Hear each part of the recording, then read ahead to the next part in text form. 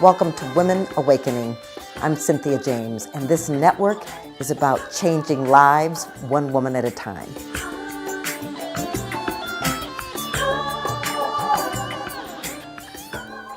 Welcome to the video series, Women Creating Our Futures. You are going to meet another amazing woman today, and I'm very excited about this series because what I know is that something powerful is happening on this planet with women. We're emerging in ways that we've never done before. So the woman I want you to meet today, her name is Zemirah Jazwierska. She's the founder of Kids Relaxation, helping parents and educators activate children's highest potential. She's a parent. She's a storyteller. She's a musician, a school psychologist, and author of 2 books. She's an international best-selling author, and her newest book is called Shangri-La. I want to know about that. Welcome. Thank you. What is Shangri-La? Well, Shangri-La is really that deepest place within you that is that inherent love story that's always running, and that's place of you that's your essence and your presence, and that place that is always connected to love. And so, does that have something to do with another person or not? No. It does not, and that's what the book is about. Great. So where did this come from? It came from my epic search for love outside myself. I was an expert at seeking Prince Charming and seeking love in pretty much any form of love carrot outside of myself, money and career. And all of these things, I was on this quest to really feel a deep sense of well-being. But what I found is that the more and the harder that I searched, the harder it got to find. Yeah. And so, I've been there too. It's an interesting path. But what I found for myself is that the more I looked, the harder it got, and the more interesting people I called in. I mean, has that been your kind of experience as well? Yes. The book starts out, I actually go on a Match.com date to Australia. and it didn't work out, as you might imagine. And interestingly enough, I was staying in the Shangri-La Hotel in Sydney. And when this date, I fell apart, I realized I'm a transcontinental dater. I'm a single mom. And it was the moment where I really got real with myself and said, what is it that you're looking for? That all of this searching and seeking has taken you all the way to the other side of the world in order to find. And it was a real turning point for me where I just had to pause and just see what was inside. Yeah.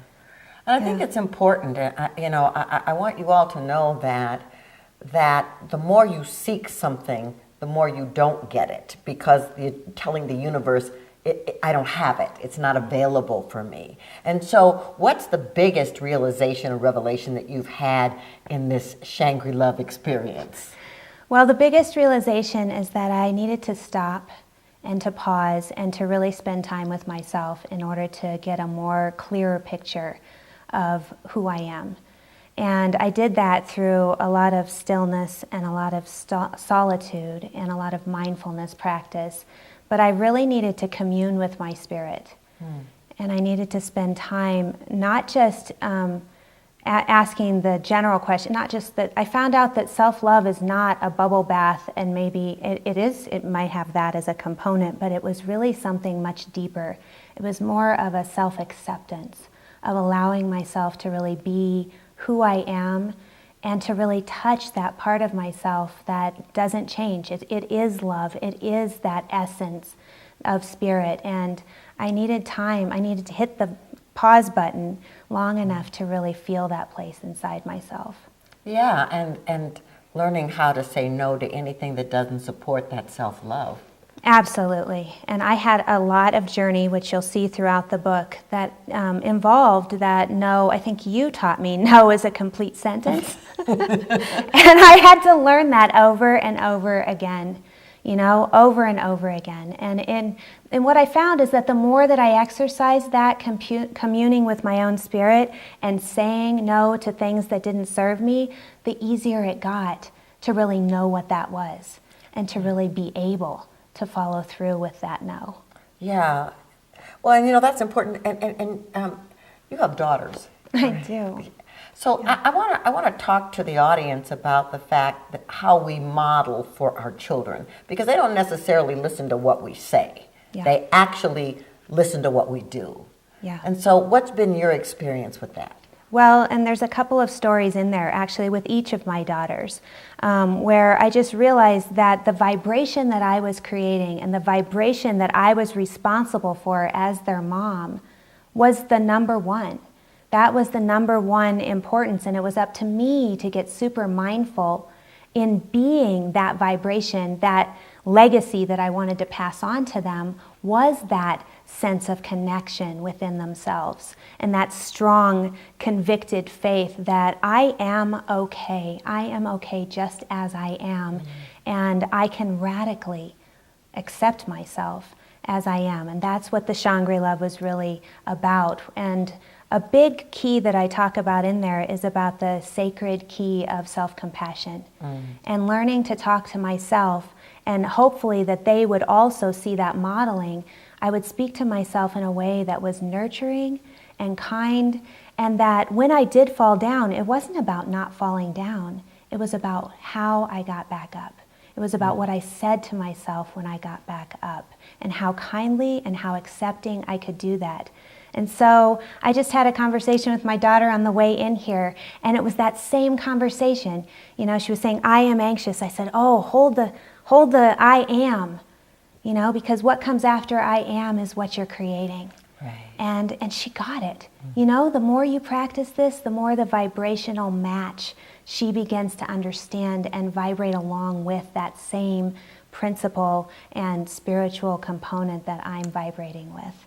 She got it. It's beautiful. Yeah. Well, and I love that you've done so much work with children, and so, a lot of the people that are watching this, a lot of you are wanting to create this beautiful big life, and you do have families, and you do have children, and so what would you say about finding the balance between honoring the inner call to move into the world and at the same time being a guardian of these beings that have come into your life for you to nurture? Yeah, well, I think it's twofold. I would say that as you mindfully step forward in life, you are the gardener for your children. You are always planting seeds, and you're not in charge of how they grow. But you are in charge of providing those seeds. And that vibrational stepping into your alignment with what's next for you, your biggest shine, is such a powerful message to them, because that's the biggest. They see you maintaining your alignment. And the second part of that is the maintaining of your alignment as you step in. It is that daily communing with your spirit and being really mindful of the soul food that you're feeding yourself. Right. And that it's high vibrational soul food, that it's aligned with you, and that it's, our soul food is for each of us to find out what that is for ourselves. It's not a one soul food fits all. Absolutely, absolutely. So in this journey that you've been on with these children, when you have fallen or made mistakes or done things that you weren't necessarily proud of, how did you communicate that to your children? I owned it right then and there. I said, hey, you know what? This is a thing that I fell down. I'm not feeling really good right now. I'm going to take 5. And I modeled that nurturing out loud self-talk so that they can hear, how does it go? It's not about that I'm seeking some sort of perfection that I don't fall down. It's about what I do when I do. Absolutely. And so I would just say, hey, right now I'm not feeling super aligned. I'm going to go take 5. I used to ohm in the car, and my kids would be like, oh, Mom's ohming again. She goes, ohming along. We're going ohm.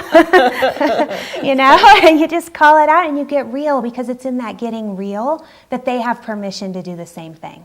Awesome. Yeah. Yeah, I love it. I love it. Modeling for our children what we want them to do is important. So before we end, I want to know, what is the one thing you want to tell our lady listeners? What's the one thing you want to tell them that you think is vital for their playing bigger in the world? That your radiance is absolutely always, always connected, turned in, and it's always there. All it takes is that deep, compassionate breath, that deep, compassionate one heart breath in order to bring yourself back online, back in communion with your own heart, your own soul, and it's only a breath away. You got this. Anytime anything comes up, that's all it takes. Beautiful. This book is on Amazon, is that correct? That is correct. Shangri Love by Zemirah Jazwierska. Go and get this. If anything resonated with you, I'm like listening to her going, "Oh, that was good. Oh, that was really good." And here's the thing: when we do something, it's important that we are helping each other, and it's important that we're sharing with each other. So please share these videos. Know that you're important and that you're grand and you're here to be glorious. Thank you so much. Many blessings.